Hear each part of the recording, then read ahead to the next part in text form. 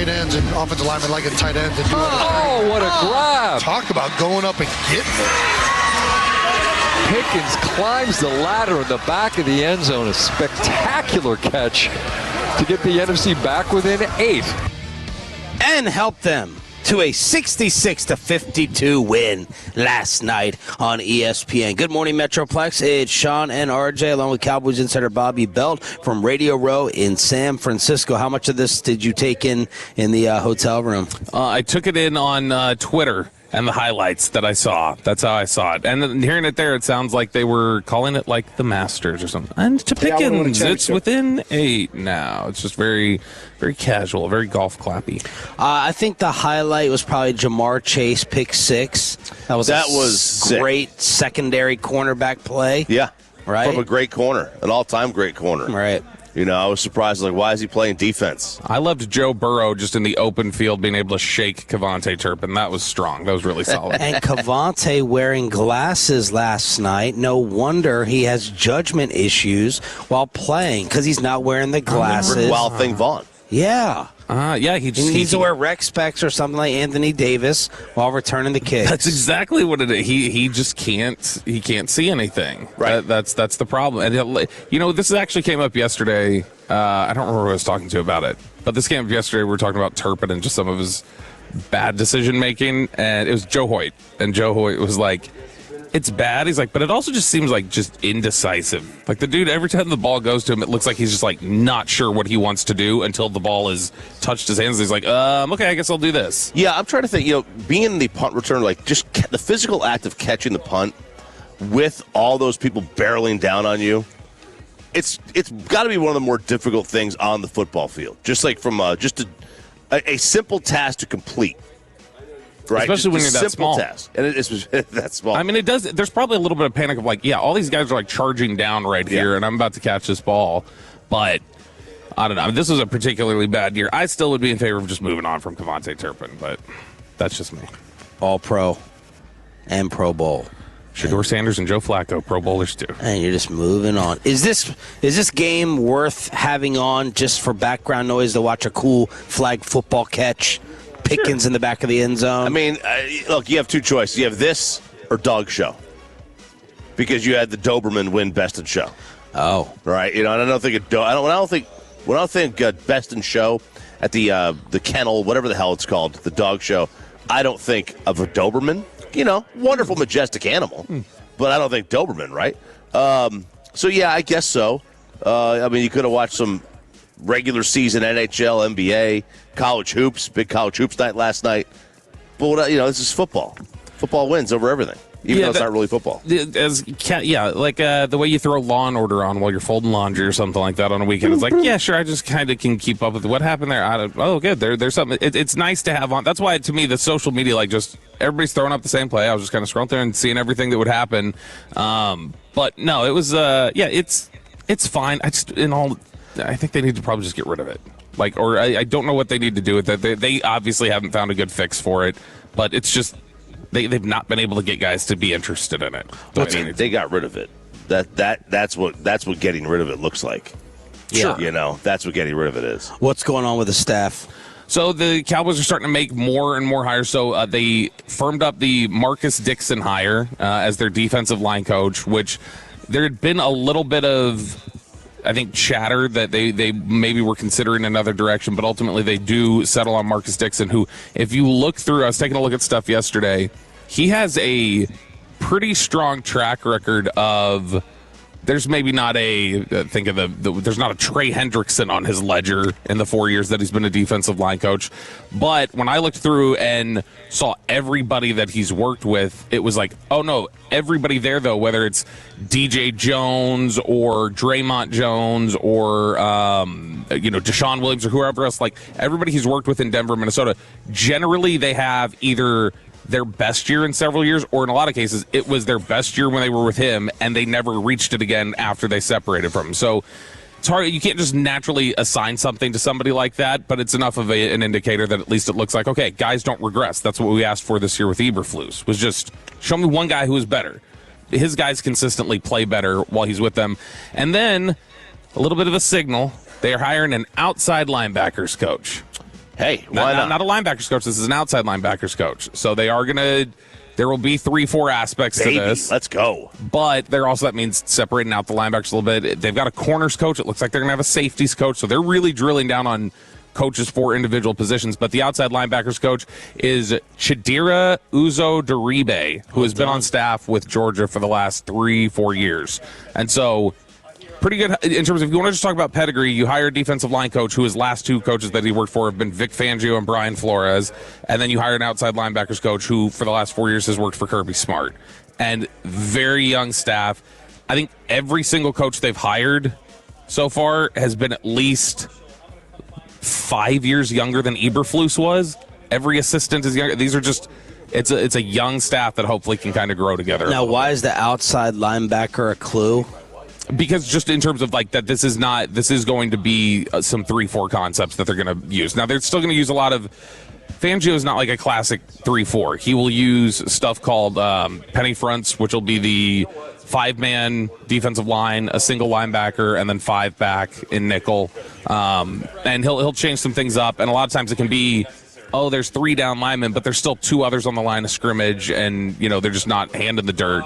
But it does say that they want like linebackers to have outside linebacker, edge rusher kind of traits and not just be classic linebackers like an Overshown. All City caught up with a former edge here, Micah Parsons. He was actually the highlight last night, wheeling around on his scooter with every single highlight or play. Micah goes scooting out there on the field. I usually hate the scooters on young people on the scooters, but when you're injured, you can get away with that. You got get some kind of what else? What else? Oh, the people who in Vegas who just rent those for fun. You think they're milking it? Oh no, they rent them for fun in Vegas. Like you just go down the one that Micah's on. Oh yeah. When we were in Vegas, you had people like just paying to rent them just to ride around because they didn't want to walk. And then in Canton, is that trade days? Where's that on the handicap sensitivity scale that you don't get the fake handicap sticker, man? And you're driving those things. You're taking up a lot of space. A lot of space. A lot of tier 1 violation. You think it's tier 1? No, in terms of like 1 being like DEFCON 1, like the top. Like I feel like that's near the top of just being. I still think super. The parking space is number 1. Oh, and then this is right below it. It's the same sort of crime. It's in this. But are you robbing a handicapped person of a scooter, or are you just being lazy? You're mocking it. I'll tell you this. It's laziness versus screwing someone over with a shorter walk. It's disrespectful. I don't think it's neck and neck. I would be. It's disrespectful to sidewalk space. You know what it is? It's ableist, Sean. Okay. It's ableist. I would never do either. Which are you more embarrassed to be caught doing, though? I think if riding around on the scooter if somebody saw me get the scooter, it's like, I don't want to walk. I think I'd be more embarrassed to be seen like that. Yeah. You have a duty. You have a duty as somebody who can walk to utilize your ability to walk, because somebody who can't would love to trade places with that. This is why I like people who wear fake eyeglasses. I think it's not. I don't like it. Like Turpin, or the people who shave their head bald for the look. Yeah. See, I don't do it for the look. I do it for love of the game. I don't care for that. Plenty of people would love to have a full head of hair. Utilize it. All City caught up with Micah Parsons and asked him, not if you regret the way it ended up, you regret any of the process that happened with Jerry that led to the divorce? Yeah, I just wish some of those things never happened. You know what I mean? Like, I wish that, he never brought me into the office and just let the agent speak. And I wish he had compromised our relationship. Like, I thought me and Jerry had a good relationship up to that point and then to this offseason. And it's sad that it went to shit like that. Walchuk pulls me aside yesterday after this came out, and he goes, this flipped Broadus. This right here, he goes, what'd you think of the clip? And I was like, well, I mean, what's that new about it? Like, it's what we heard. He's just touching on it again after they both continue to say, I'm past it. And he said, at the end of the day, I'd still shake Jerry's hand. He said, this flipped Broadus, who will join us today in the 8 o'clock hour, into believing the other side. He was pro-Micah after hearing this yesterday when he had defended Jerry apparently throughout. Why?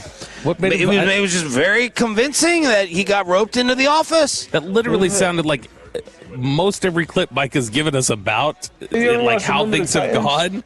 Here's the thing that I think. he clearly, to me anyway, Micah clearly, it ended in a way that he did not want it to. I don't think he wanted to be in Green Bay over Dallas.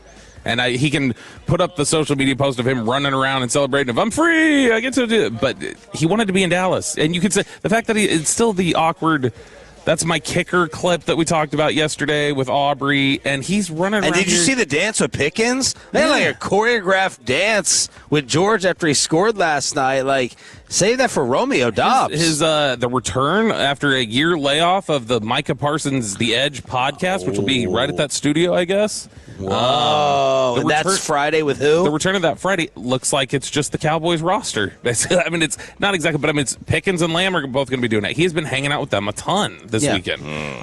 Which also, I mean. Yeah, they're his buddies. Yeah. Yeah, but I mean, and I mean, Dallas, with 8 Pro Bowlers, they did send the most Pro Bowlers in the NFL this year. So he has a lot of options to hang out with. But it clearly is going to make him a little more sentimental, I think, when he thinks about it. I had the opposite reaction for Broadus, where I hear that and I go, yeah, I definitely think there's regret there about how it ended, but there's still almost digging in and not willing to acknowledge. Like, he doesn't have that reflective guy who got dumped by his wife or whatever who goes like, you know what, I didn't do everything right. Like, he doesn't even have that. He instead is just like reflective, like, I wish they would have done everything right because I did, but they did. I think Micah just still doesn't want to own. You're under no obligation. I think it was 60-40 Jerry's fault and the Cowboys' fault.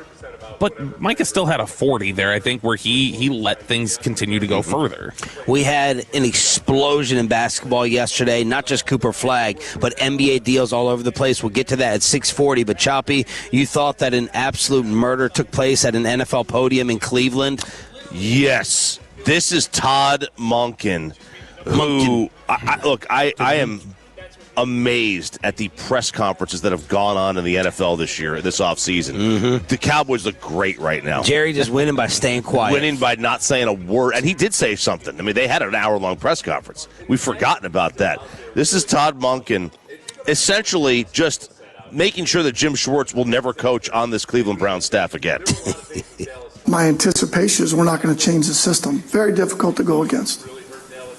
I'm not planning on changing the system. We're built for the system that they're in currently.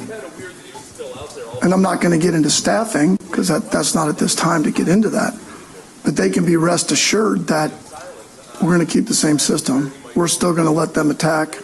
We're still going to let them play free. I can't see any other way. They're a big reason why I took this job. The defensive players. I didn't take this job because of Jim Schwartz. I have a lot of respect for Jim Schwartz, as I would hope he has for me. But I took it because of the players that are here, the ownership, Andrew Berry, and the ability to build this roster from the ground up on the offensive side. So, and I said this to the other guys. I didn't think I'd say it, but I'm going to say it. When I was preparing for the Cleveland Browns, I wasn't trying to chip Jim Schwartz. I was chipping Myles Garrett.